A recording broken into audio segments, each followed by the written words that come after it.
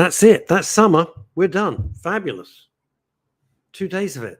What more do you want? Hi, everybody. I'm Russ Kane. This is the Daily Show exclusive to Men's Radio Station every Monday, every Wednesday, and every Friday. And if you're joining us on catch up or you're looking at us much later, because this show comes out 100% live, 100% uncensored, welcome along. You can get us on all the usual streaming platforms and a lot more coming up. But more of that at another time. You know him. Ladies and gentlemen, you love him. The fastest man in New Malden on the comedy stage. Neil Cheeky Boy Long. The fastest It's the fastest desperate. man It's in New bloody Malden. desperate. Yeah, getting off normally. I tell you why I say that, because I used to watch Stephen Crowder a lot. Mary, and to you, Fat Scotty, up in Wolverhampton. I hope everything's all right up there.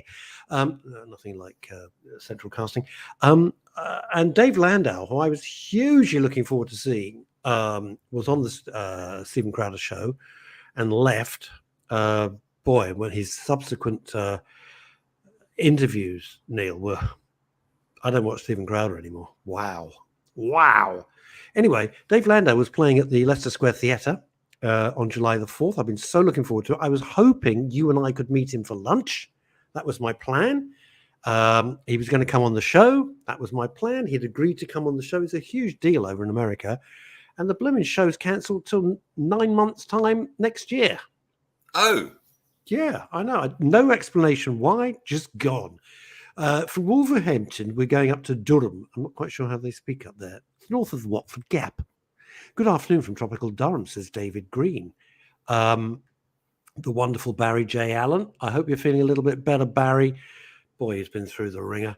Barry J. Allen, Wednesday already, afternoon all, absolutely. And somebody called Liz Saul. Hello, boys. You look very fresh. Fresh, yes, I think so.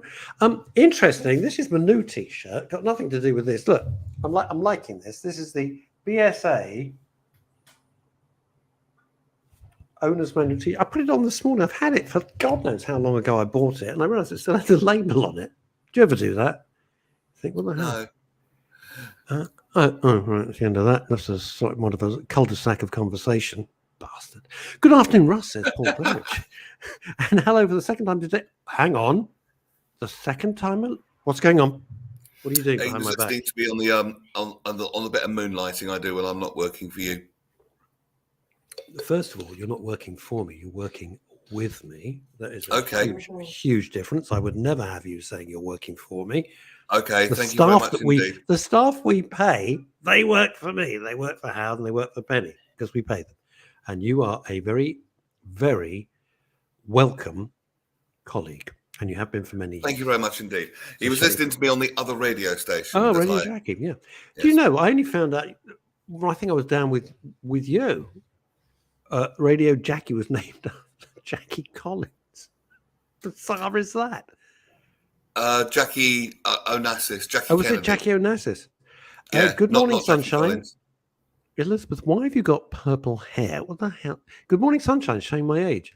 No, not at all. Good morning, Sunshine. It's lovely. Oh, from hair. Hello, Ross and Neil, says your mate, Robert Van Buren.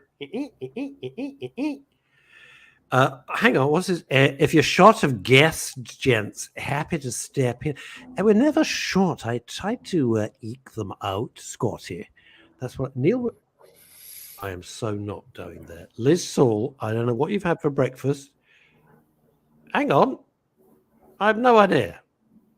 Did I arrange this? Is this your mate? I can't remember. God, I've had a complete mental... God almighty. Charlotte Fielder. Hang on. Me. Hello, Charlotte. MBE. She, her. Yeah, well, Charlotte would be the clue, wouldn't it, really? Radio Jackie, that takes me back. Hello, Charlotte. Welcome. Yeah, we're still broadcasting, Charlotte, and completely legal now. Okay. Right. Well, Brian, I'm going to bring our guest on. I'm going absolutely mad here.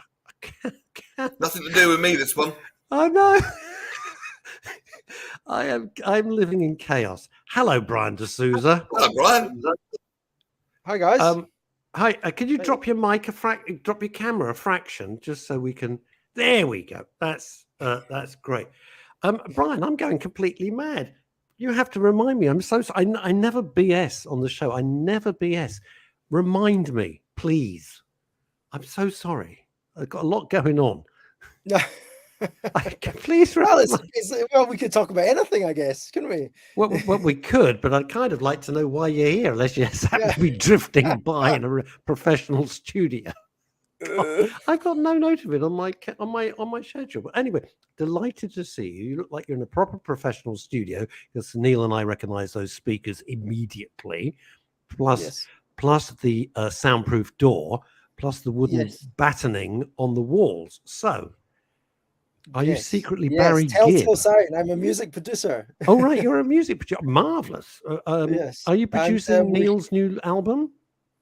What's that, sorry? Are you producing Neil's new album, Neil at the Hollywood Bowl? Not as far as I know, but maybe I'm going mad too. Okay, well, maybe it's that. Actually, it's very serendipitous that you're here, because I want to make a record. Oh, God. Fantastic. We can all do it remotely these days. I've got a friend who's been on this show called Sam Crilly, and she's written a book of poetry called Hope Through Poetry. And for her tender years, it's almost like she's been here before. That poetry is channeled somehow from somewhere, because it's real heavy-duty, clever stuff, and a little bit dystopic in the sense that it's about OCD pretending to be your friend. Sorry, what was that word? Longie, what was that word? Little bit is... Dystopic. Stopic?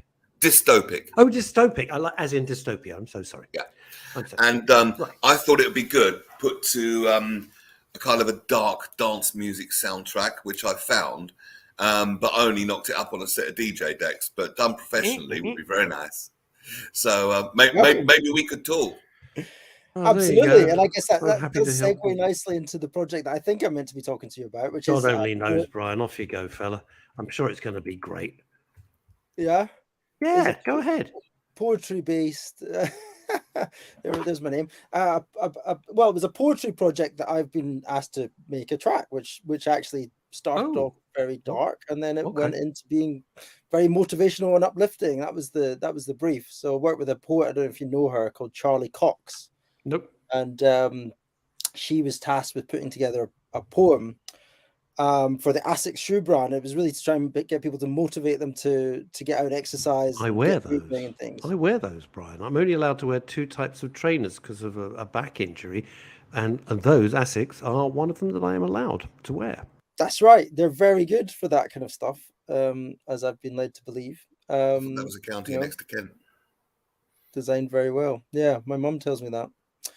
So great. So yeah, that's I guess why I'm here is to talk a little bit about We're delighted to see you. Just put it down to the fact that sometimes I'm incredibly stupid, which I'm the first to say. So what brings you here, Brian? Tell us all about yourself. Yeah, come on, Brian. Stage is yours. Well, I as I said, I'm a music producer. I work in music. I'm interested in how music connects people together, and how music works on like lots of different levels. It works. You see your brain when you're listening to music. Every single element is lit up. Because it's just. You know about the 128 BPM thing, don't you? Yes. Well, that was drugs. Tell me, because that's interesting. Because the poetry song track that I was just talking about there is actually around 128 BPM. So hopefully 128 is the magic BPM. 128 is the pictures you see. Explain for everybody BPMs, Neil, because beats not everyone's in the industry. When you see the crowd doing that and the DJ kind of at one with them, and science has finally caught up. And what's happening is 128 is the beats per minute. And interestingly, you'll see every Calvin Harris record, every David Guetta record, all the big name DJs, they all know this, 128. And it's when you get all 7 bliss brain chemicals at so if you get a shot of serotonin, you'll feel good. You get a shot of dopamine, you feel good. You get a shot of all 7 at once, and you're basically high on your own brain chemistry, completely legally. And the DJs, and with no come down and no side effects. And it's basically legal ecstasy. And that's why 128. That's what 128 minute does. You do know, and Brian will know this, when everybody was out tripping on the dance floor and drugged off their faces, okay, well, none of my business, the BPMs, beats per minutes, of the tracks that they were playing were exactly into the cycle of the brain caused by the drug of choice at that time, especially Northern Soul, stuff like that. And it's exactly what they did. That's exactly why they did it. Definitely true. But what I'm saying is, it is possible to get absolutely high completely safely with music alone, which is why it makes it even. It's why it makes it back to Brian D'Souza, our special and most valued guest. Yes. Well, yeah. You're saying a lot of interesting things. I mean, this is my world. I mean, I think the first thing to say, we often think that we can't dance. You know, most people would say that. Oh, just keep me off the dance floor. I'm sure you gents should say the same thing. But I hate dancing. We are actually fundamentally very rhythmical, because the first thing that we can hear when we're in the womb before we're born is the mother's heartbeat. So we essentially become rhythmical at that point. We hear the speech as well, and we're able to like interpret rhythms. We can't interpret speech, but we can interpret the speech rhythms. So actually, when we're born, we're actually very rhythmical, and that helps with everything, movement and the rest of it. But you'd think it might help with some of our dance moves in the dance floor after such an experience at such early life. But for some of us, better than others, I guess. Well, yeah, it's interesting because I hate dancing. I loathe dancing, but I do drum. I've drummed since I was about 12. So it's interesting that I could do rhythms, polyrhythms, etc. But I hate dancing. Although apparently I can, but I don't enjoy it. In fact, let's go to Wolverhampton, Brian. Fat Scotty, 128 BPMs, 128 beat per minute. It's the optimum pitch for mixing. Majority of DJs and producers mix to this. I'll always pitch up to 128 BPM with a slight increase in mid and bass to heighten the experience. And if you're wondering where that reference comes from, that's the book. This is the book that I found it in. Recapture the Rapture, Jamie Wheel. It's a fascinating book, and there's a whole section in there on music, and that's where the science of the 128 BPM comes in. Well, so we entrain to the rhythm of the beat, you know. So anything that's got a rhythm, which is most music, you know, we will move in time to it, whether we know it or not. So if we're in a restaurant and the music is playing at a certain BPM, we'll chew in time to that music, you know. Awful. And if we're on a dance floor, we're going to dance in with it in time to that music. Do you know, Brian, you've made a really interesting point, and this is not facetious. In restaurants where they want you the hell out as quickly as possible, they want to keep turning the tables. I mean, literally, not metaphorically.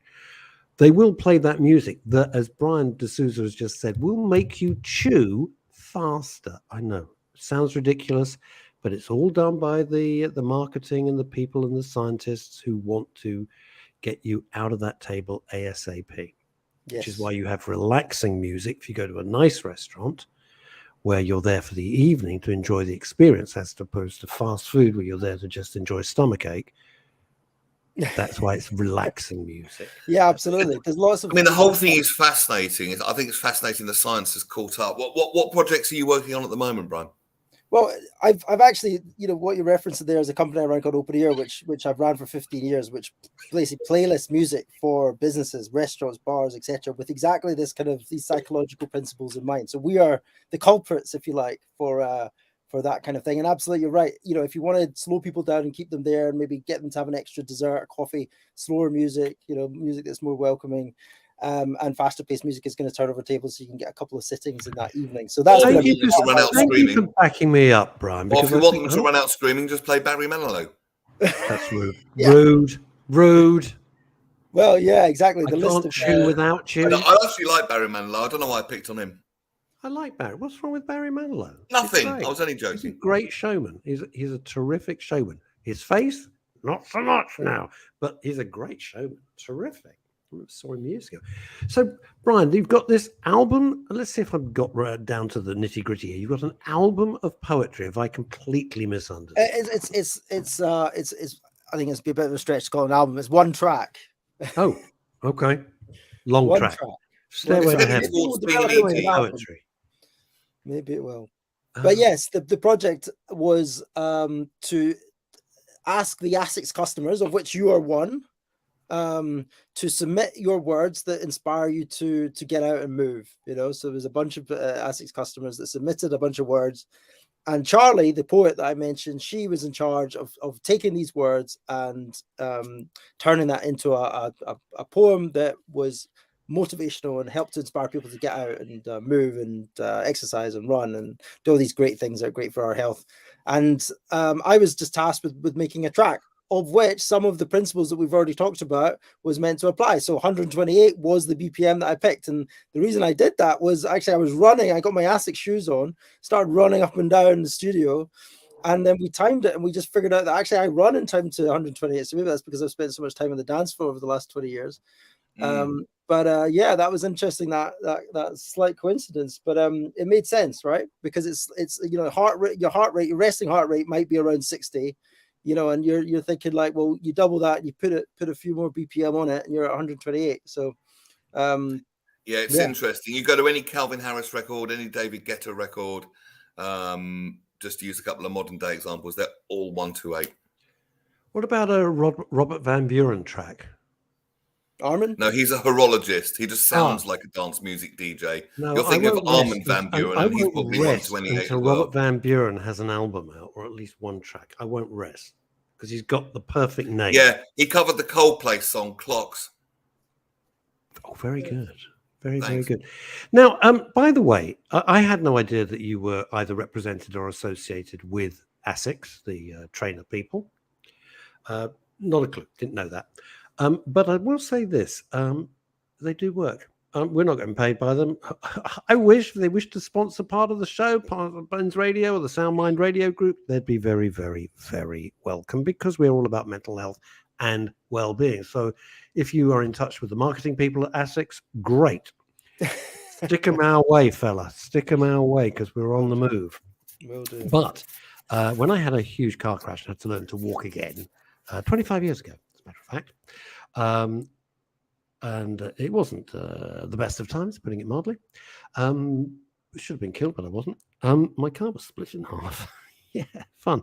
I could only wear two types of trainers. One was New Balance and one was ASICS, and that's all I wear. If I'm wearing trainers, which I don't often, except when I'm walking the dog. But ASICS do work. They're good. They're good. I'll give you that for nothing, Brian. They actually do what they do what they say. I had to learn to walk again. It took a while, and all the medical experts said that's what you got to do. So it wasn't just marketing BS. It was true. Yeah, well, I've heard the same thing. I mean, you go to a running shop and they'll often recommend ASICS over the other brands that they sell. So yeah, I'm with you. That's good. I swear by ASICS now, says Scotty up in Wolverhampton. In fact, I wear them to gigs, and they're ideal for 5-hour standing stints on air and also DJing at live gigs. Ruddy godsend. In other words, he wants a pair of ASICS. That would be quite good. I picked 128 songs for high. I don't know what the hell that is. HIIT exercises, as they encourage you to move faster. I think it's high intensity training. I think high intensity interval training. Interval training. That's it. No idea what Andrew is saying. I don't know what that means. Sorry about that, but don't know what it means. So, okay, when is this out now? Your Yes, it's out. It's out. You can go and stream it on Spotify. And give us all the details so people can go and get it and stream it and support you. Yeah. What is the details? I don't know, Brian. It's your track. Another clue. So it's you have to search for. I guess also on Spotify and YouTube, and also on the ASICS kind of socials and stuff. So you can search for Charlie Cox, which is CHARLY COX, and then my production name is Anti-Flow, AUNTIEFLO. Anti-Flow. Flow, yes. And now I know who you are. Nothing Feels Better is the track. Why are you called? Yeah, every time I saw this on emails, etc. Why are you? I thought. Well, I dread to ask, but okay, I'll venture in because I'm an idiot. Why are you? Have I got that right? Anti-Flow. That's right. Yes, well done. Anti-Flow is actually an auntie of mine. My mom's side of the family's from Goa, and she lives out there. And I don't know, it just stuck because my mom always used to compare me to her when I was growing up. It's like, oh, you're like her, you're like Anti-Flow, like mischievous. You're like Anti-Flow. And I liked having the word flow in the title. That was really the thing. Interesting, because 128 also takes you into flow states. So Neil cool. loves that word. Exactly, and that was the whole thing. I was like, flow, flow states, DJing. It's got a But yeah, Graham confuses a lot. Pack. No, you can't get it on 8-track or cassette, but you can get it on mini disc. Or of course you can't. 8-track. God, God. That's what Neil and I used to fire the advert. No, actually, you didn't, Neil. We did fire the adverts of 8-tracks. Auntie Flo, if people want to know more about you, where do we go? Where do we look? Where do we find you? Well, yeah, I'm across all these platforms: Instagram, Anti-Flow, Facebook, etc. The music and health side of things that we've talked about a lot in this conversation, I work with a company called swellstudio.io. So if you're interested in that side of things, go and check us out, swellstudio.io. Have I got that right? No, it's Auntie Flo. Auntie, sorry. That's actually quite good though. Artie Flow's good. But that sounds like something you'd buy in B&Q. I've got a leak in the second toilet. You need some Artie Flow. Oh, thank you. No, that would. I mean, if you could find anyone to help you, obviously. Almost. Auntie Flow. There you go, fella. Auntie Flow. There we are. It is bizarre. I-E instead of a Y. You've got all the tech geeks, Brian. All the tech geeks salivating. Nab carts are the. They're all loving. They're loving you. Brian, I wish you all the very, very best. Give our regards to everyone at ASICS, and if they want to sponsor part of the shows, I'm serious. You have no idea what's going on behind the scenes. You'd be quite interested. Thank you very much. Bless you for joining us. And music, in case people say, because we don't have musical guests on, but music is so good for your mental health. But that does not mean I want every PR company sending me Fred Smith's got a new album. I don't care. All right. I care about something like this, but I don't care about some new hip hop album or whatever it is. It's nothing to do with Soundmind Radio Group, men's radio or women's radio. Thank you so much, Brian. Have a wonderful day. Your studio looks great. We're both jealous, by the way. Just Thank you very much for having me. Take care. Bye-bye. Take care, Brian. What a nice chap. Nice chap. That was that. All you tech geeks out there having fun. Wow. Okay, that went well. So, do you know, I had a complete mental block. And I do all the bookings, right? And all the PR companies, and everybody writes to me, and I have to schedule everything. That's what I do. And it takes up way too much of my time, but fun to do. It's not fun to do. Fun to do the shows, the scheduling, everything backstage. Not fun at all. Pain in the bum. But I'd forgotten. There we go. I'm admitting it. I forgot. Sue me. There we are, Anton Deck. Julie Voice. Julie Voice, who I've never met, was coming along to see Dave Landau at the Leicester Square Theatre. Not with me. She was coming separately. And she's also disappointed.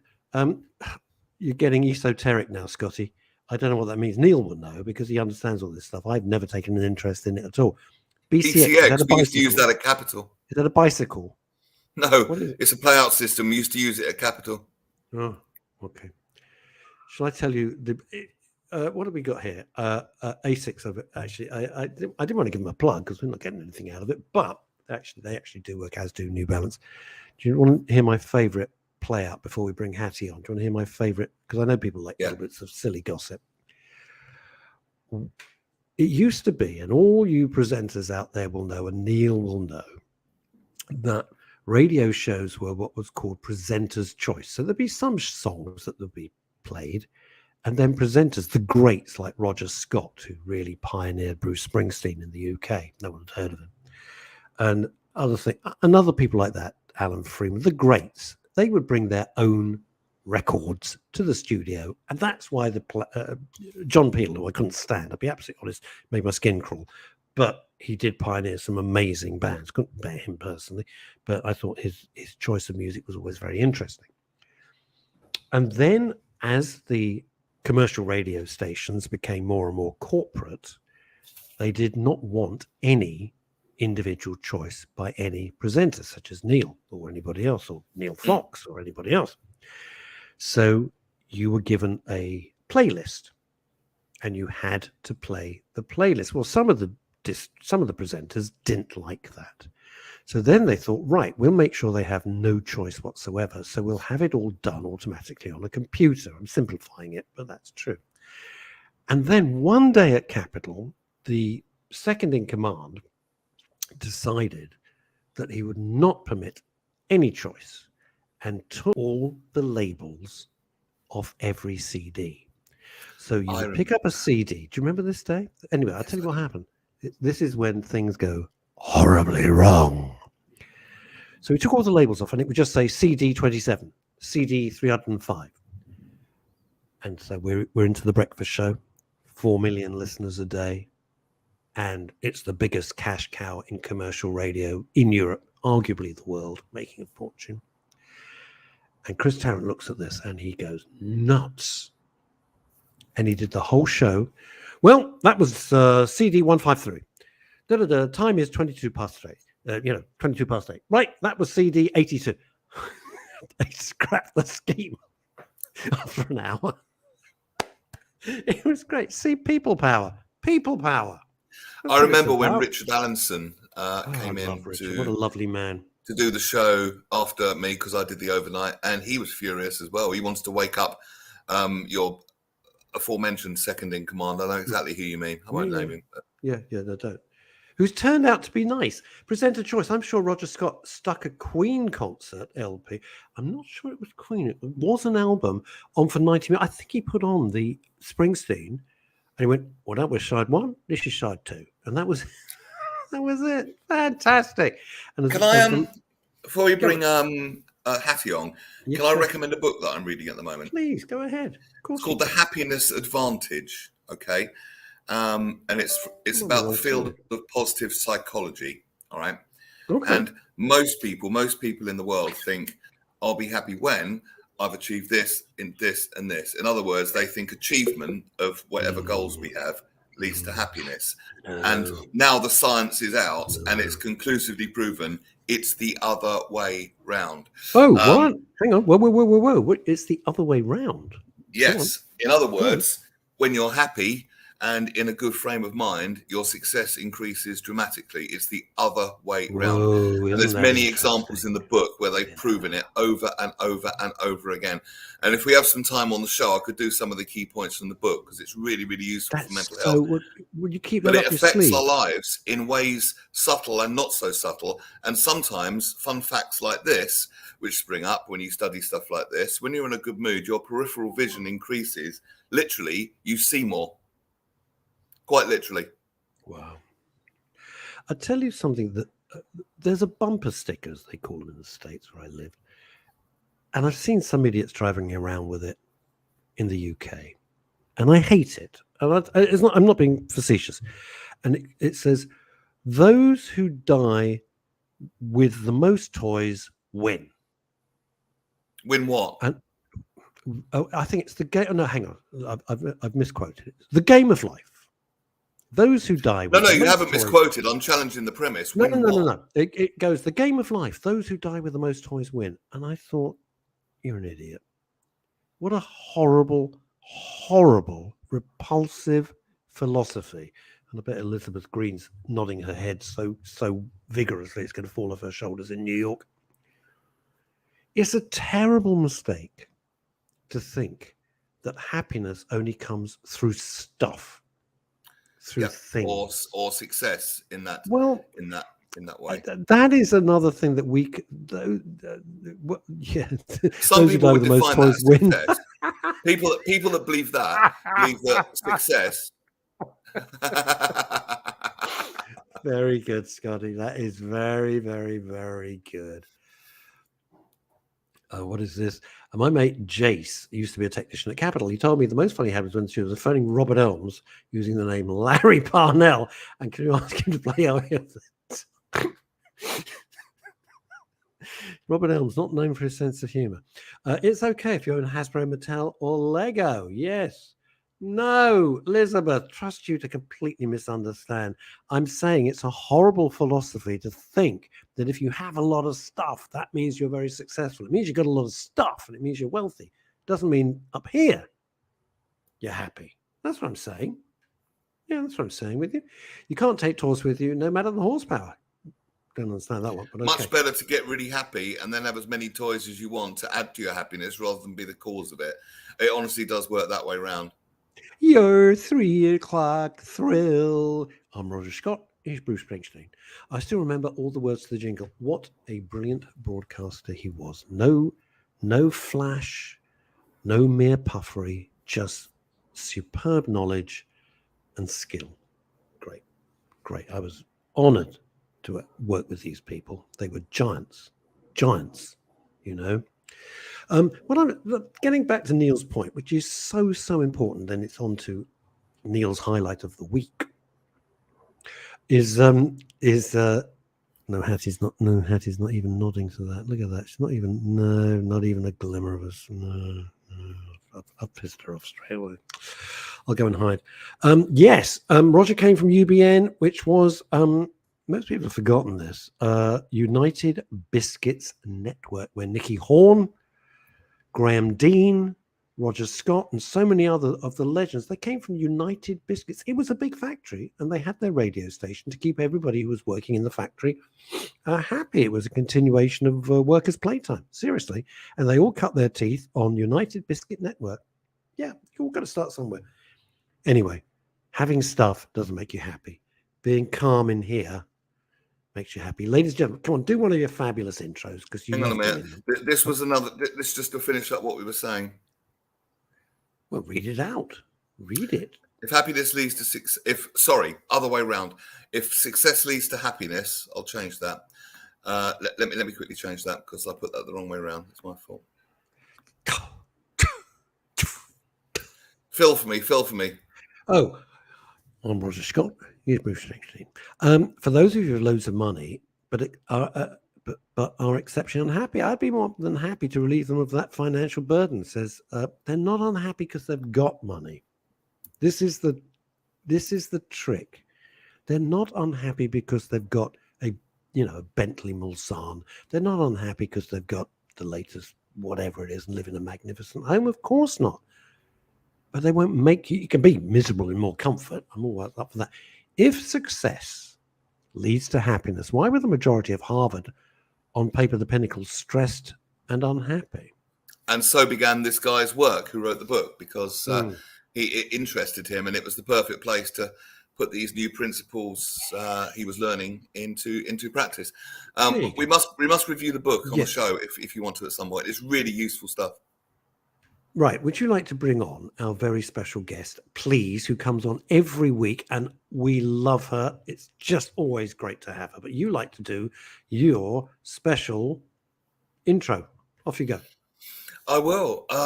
She's really chatty. If the law's crappy, no, on a minute. This is terrible. This is terrible.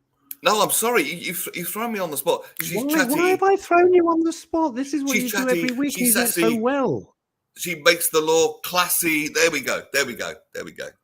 She's once met Shirley Bassey. Bloody hell, I don't know. Ladies and gentlemen, please welcome our legal eagle, and she's great, Hatti Suvari. Yay! Hello, Hatti. How are you? Good afternoon. How are you both? We're terrific. Well, all right, there we go.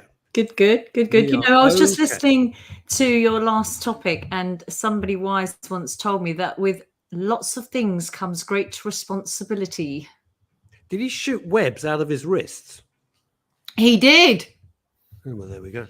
It was Neil. With great power comes great responsibility. There you go. But it's very true. And with responsibility sometimes comes the stresses of life. So you can work hard, get lots of things, have lots of things. Yeah. Be happy that you've got lots of things, but then managing those things can become stressful. Yes, there's a lovely little phrase for that, and I'll put it on the screen. Tenants, what are your rights? Was that the phrase, Neil? That was it. No, that's what we're talking about. That's me gently moving things along. There we go. That's what you're talking about. New level, new devil. Oh, what the God. Hell's that? I get that. I don't get that at all. No, I don't get it. I don't explain. I really don't get it. I get it. For every explain it to me, Hatti Suvari. You go to, no, I want Hatti Suvari to explain it. It's a concomitant set of problems. Neil said you want loads of money. You haven't got loads of money, so you have loads of money, and then the new level, new devil. You then got to, like Hatti says, manage that money sensibly.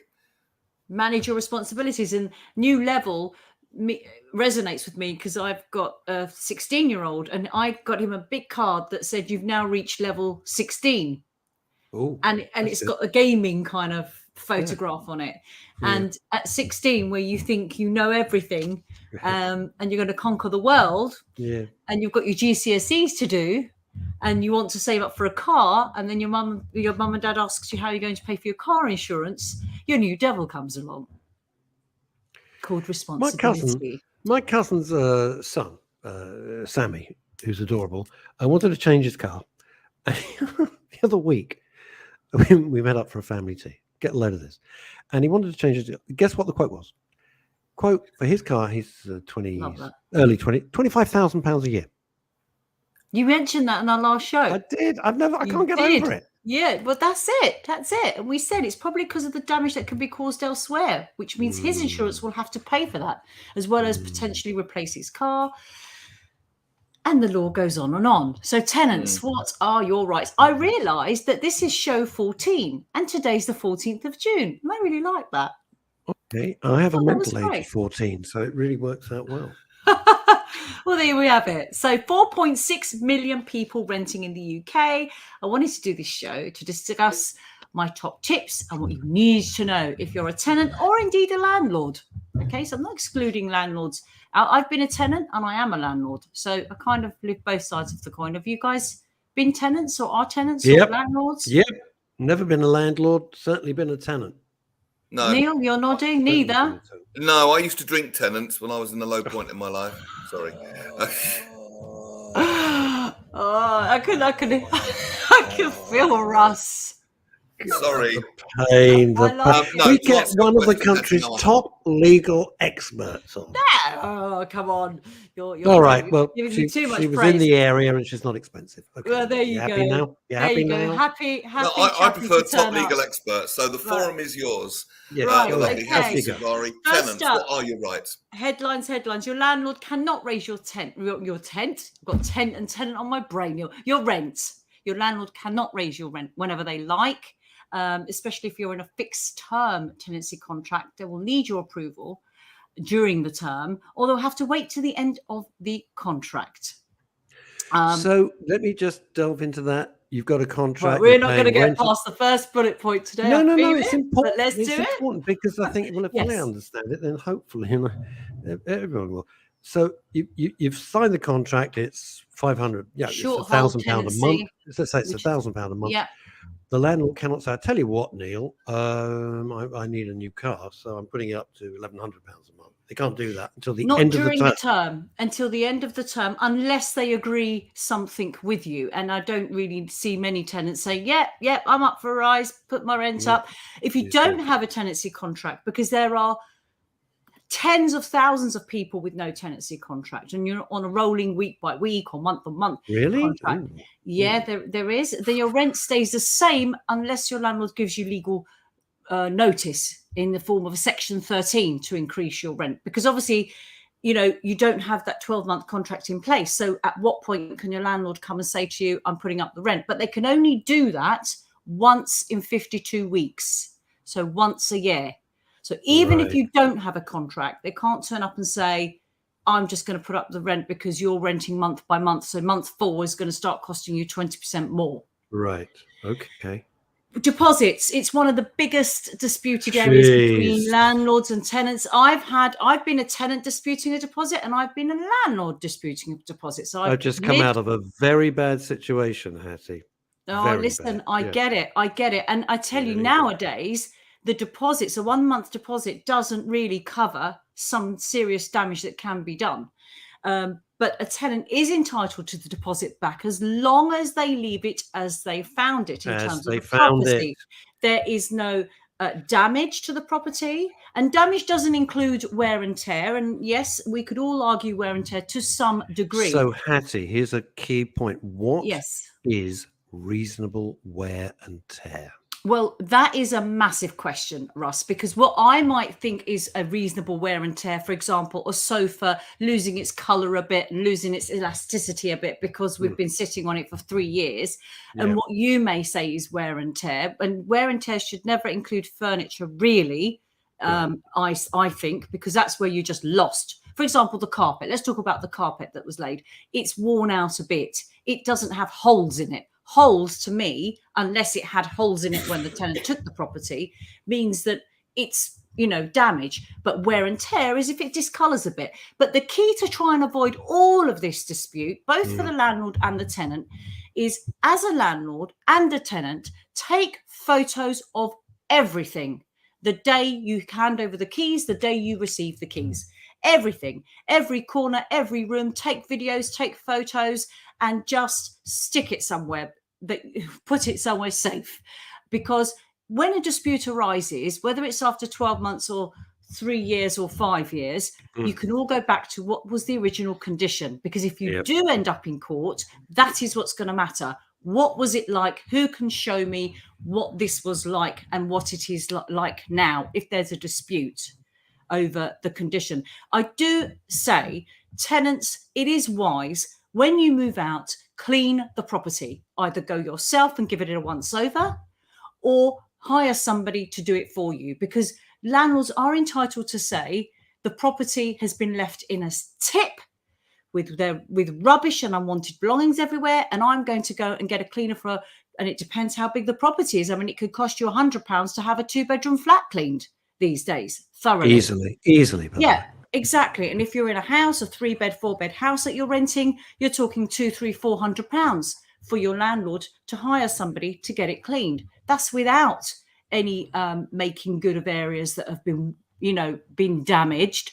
So it is worthwhile, if you want to save your deposit, all of it, handing back the property in good condition and handing the property as a landlord to a tenant in good condition.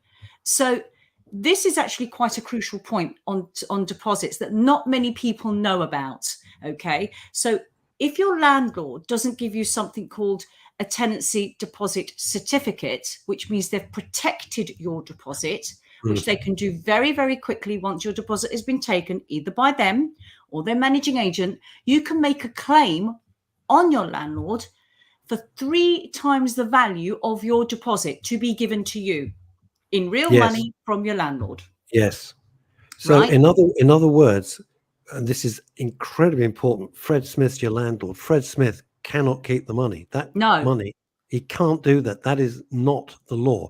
That deposit money has to be held in a trust, tenancy deposit scheme, to say that it is protected, and it doesn't cost landlords much to do that at all. So you don't actually hand over the money to the tenancy deposit scheme, but because you've protected it and you've got a certificate, you are legally liable to give that money back to the tenant once it's agreed that the money should go back. So bear that in mind. It's very easy. If you Google, I don't have a tenancy deposit scheme, a tenancy deposit certificate, you find lots of advice and help there if your landlord's saying, I'm not giving you a certificate, I've protected it, I have protected it, but I'm not giving you the certificate. Lots of places and lots of things you can do to say, right, I'm going to take action against you now. What do you do? There's questions are coming in, which would be great if you could answer. Isn't the maximum deposit now 5 weeks' rent? Is that true?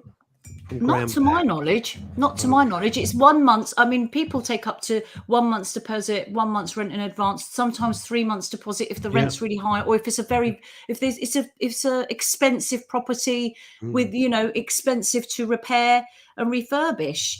But yes, I mean, deposits are highly contentious areas of tenancies, especially when people want their money back.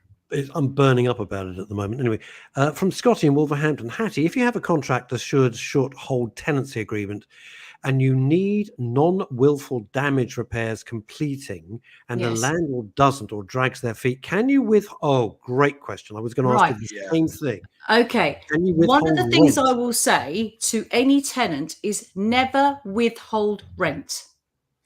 Okay. What you're contractually bound to pay that rent. Pay the rent. If you feel that your rent should be reduced for any reason, and I like the screen, by the way, then you can make a claim. You should have that issue separately to your rent with your landlord. So, for example, if there is a cooker that's not working or something, whatever it may be. Something's not working. You think, well, oh, hold on. The white goods and me having use of that is part of this agreement. You can say to your landlord, right, here's the rent of whatever it is, £1,000 a month. I've had to go out and buy takeaway food or buy a little, buy the cooker thing that you plug in. That's cost me £100. I would like £100 refund, please, next month. Keep the transactions completely separate. Because people have this idea that if something's not working in the property, then they're going to stop paying a portion of their rent. Or sometimes they think, I'm not going to pay my rent. I've had a leak, or I've got something going on in this property that isn't being fixed. I'm not going to pay the rent. Always pay your rent, make a separate claim, have separate conversations with your landlord to compensate you for any losses you've had for anything that's not working or any use of the property that you've not been able to make. And Hattie, how do you, he said with anger in his voice, ensure that when the landlord has promised that there was a leak in the ceiling, not repaired, kitchen was damaged, not repaired, bathroom shower not working correctly, not repaired, how do you I'm going to fix it, never did. Right, okay. Never did, and you know who you are. Okay. Well, put it this way. First thing to do, keep a record. Keep a record of everything that's gone wrong. Keep a record of your communication. Always. Keep a record of if you financially had to lose out because you had to go and do, get something in the place of it or use, and then you make your claim. You warn, you try to resolve it. And I'm at the end of this, I'm going to come up with my top tips for resolving issues. Great. Because that's the first thing that happens when things go wrong. There's an issue somewhere. And, whether it's a badly behaved tenant or a badly behaved landlord or miscommunication, it happens. But keep a record of everything you have, pay your rent in full, then make your claim for your damages.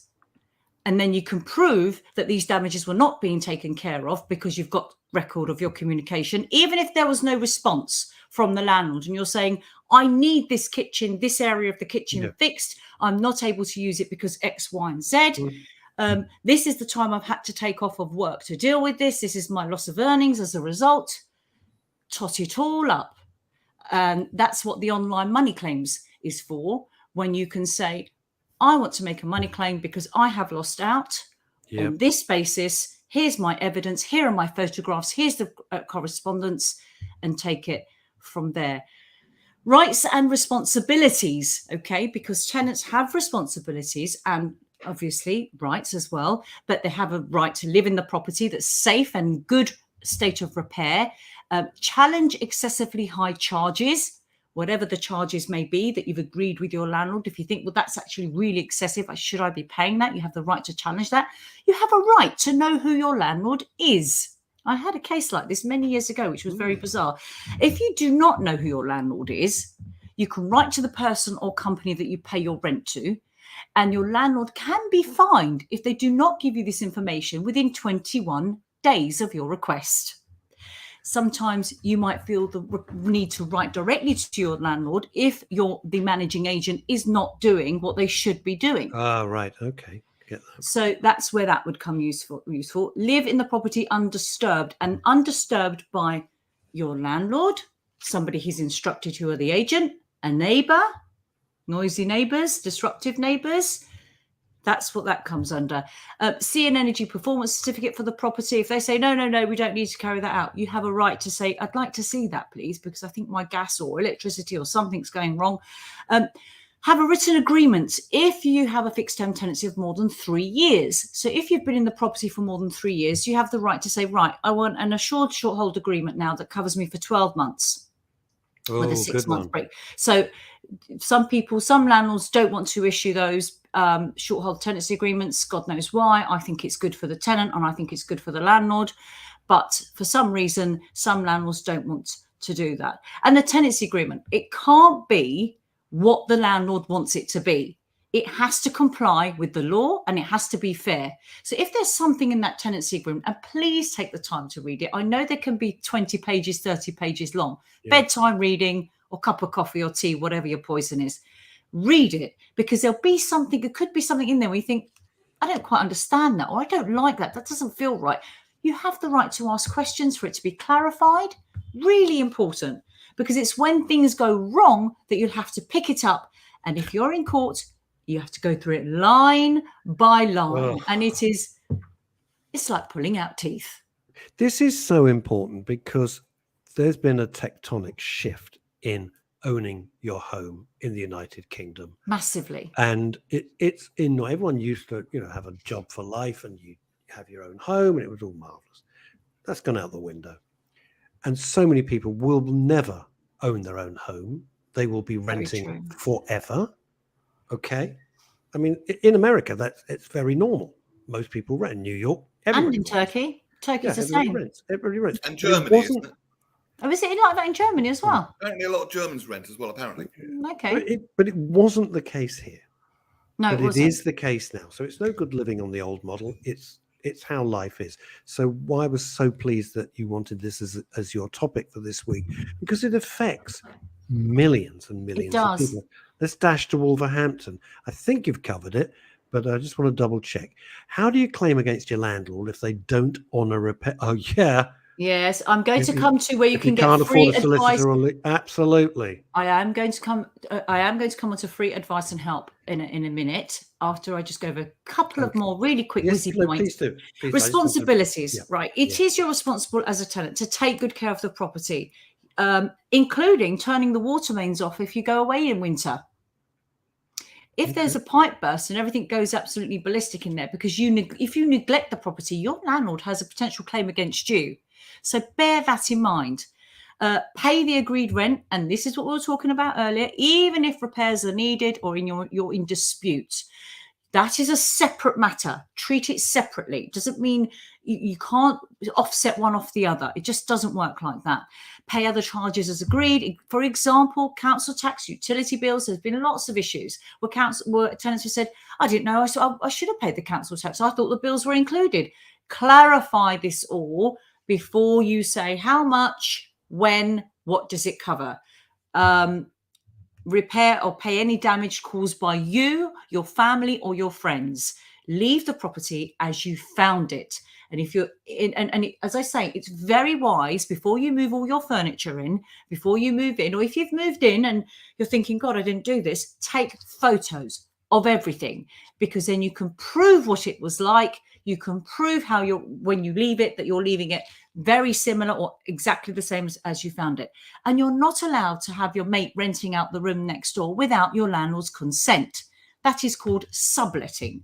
Your landlord has to agree and approve for any friend, family, or relative to stay more than 2 weeks. 2 weeks. So you might have a friend that says, I'm coming along for 3 months. You've got to say to your landlord, I've got someone that's coming to stay with me for a longer period than even if they're not paying to be there. Even if they're not planning to be there, even if they're not paying. So it still counts as subletting. It does. Sorry, subletting, even if they're not paying. Well, because, for example, when you're going to rent a property, you write the names of the tenants and the occupants, right? Most contracts only write the name of the tenant, but a landlord will be aware who's going to live there. They have the right to say who's going to live there, how many of you. Are they pets? Are they not pets? Absolutely. A very dear friend of mine was renting out a property. They clearly subletted it to the second or third bedroom, whatever it was. The damage was terrible, and it was a nightmare. You're absolutely right. It's such a good point. It is important. A tenancy agreement can be written or oral, but I would recommend everything in writing, even if it's an email. Write it down, keep a record. The laws, there's lots of laws that cover tenants and landlords, namely the Landlord and Tenant Act 1987 and the Housing Act that govern and assist both tenants and landlords. I'm going to go on to where you can get help, because I think we're going to run out of time. I was going to talk about an assured tenancy and illegal evictions, what they cover. An illegal eviction is when a landlord tries to get you out without going through the proper channels that they have to serve you notice. They can only serve you something called a Section 21 if you've got the assured short hold tenancy agreement. If you don't, then they have to go through other steps. They can't force you out. They can't come and change the locks. They have to go through certain steps. Top tips. Okay. If you're having a problem and you've got issues, do try to resolve these directly with your landlord to begin with. Okay. And I know, you might say, well, I've tried that. Try amicably as best as you can. Keep a record. Do everything by email or text or WhatsApp, whatever, because then you've got a record of it. Make a formal complaint in writing to your landlord, even if it's someone that you haven't really had that kind of relationship with where you would make a formal complaint. Do it, because that is what you're expected to do before you turn up to any other place to try and get help. If that doesn't work, and also set out what you're complaining about, put as much evidence as possible, photographic, video evidence, whatever you can, and keep a copy of everything you do with your landlord in terms of correspondence. If that doesn't work, your local council will be very interested about any landlord that does not carry out repairs that has a risk to your health and safety, or if you're being threatened with illegal eviction. The councils are very hot on these sorts of topics, and it might take a few phone calls, but report your landlord to your council if your landlord is not actually going through the right channels to sort this out. Okay, and show them a record of what you've tried to do with your landlord to try and resolve these issues, to try and get your landlord to behave in the way that the landlord should with taking care of issues. Failing that, or as well as that, you could go, and I'm going to say it, to your local MP or councillor. And make a complaint about your landlord to them as well. Again, providing your evidence of your correspondence, your photographic evidence of what your complaints are about and why you're making the complaint and what the remedy is that you're seeking. It's without goodwill on both sides, it's a minefield. It really, really is. What do you do? Quick, where I wanted to ask when the gas fire thing. That was a good question. Even where we go? No, I don't want to do that. Where's the gas fire thing? Here we are. Hatti, if your gas fire is condemned by the gas board because it's dangerous beyond repair, how soon must landlord repair replace? Can you make any immediate claim against a consequential loss? What would be a consequential loss if your gas fire is not working? Unless I assume if you don't have any other loss, you don't have any other heating. Well, unless it could be cold. Yeah, and you don't have any other heating. Cold, could get ill. My understanding is that anything dangerous, the landlord has 24 hours to deal with it.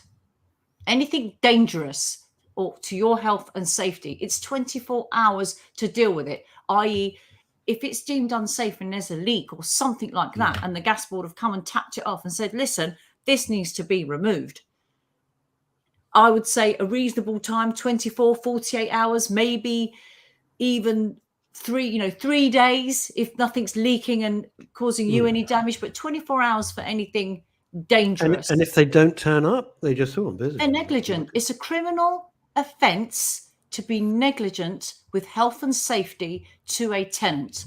Full stop. Interesting.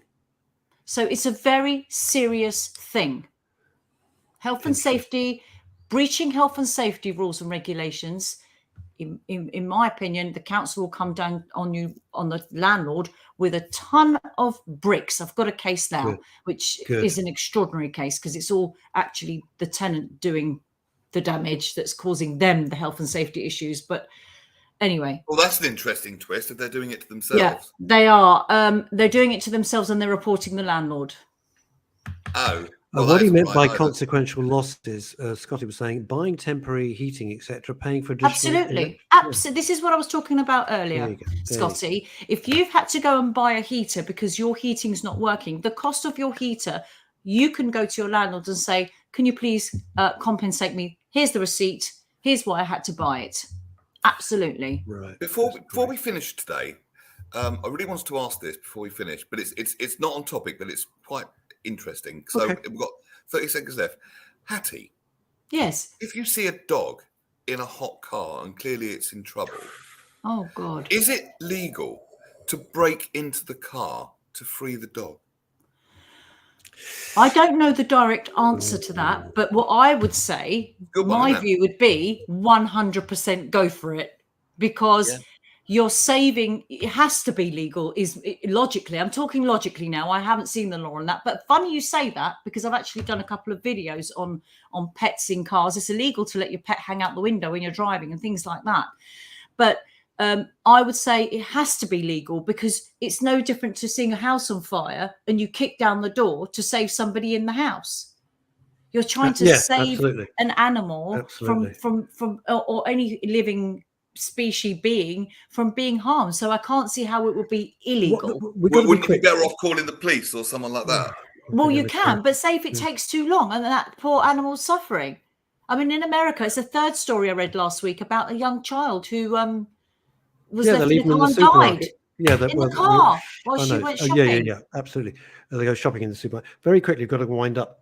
One thing I would do, if you're going to leave a dog or a child, please don't do it, but especially in the very, very hot weather, leave a note saying, yes, I know my child's in the car, or I know, put it on your dashboard, I will be back in 3 minutes or 5 minutes. Don't leave your child or dog in the car. Just don't do it. That's got to be the most absurd thing ever in the heat or in any weather. You heard it first here. I'm passionate about on the that. Daily Show. So am I, especially dogs. It's enough kids, but dogs. We'll be back on Friday at 12 o'clock. Hatti Suvari, you are a freaking legend. Thank you. Hatti Suvari, legends. You are awesome. Oh, Thank you, guys. Thank you. Bye-bye, Have a lovely everybody. Wednesday. Bye-bye. Thank you. Bye now.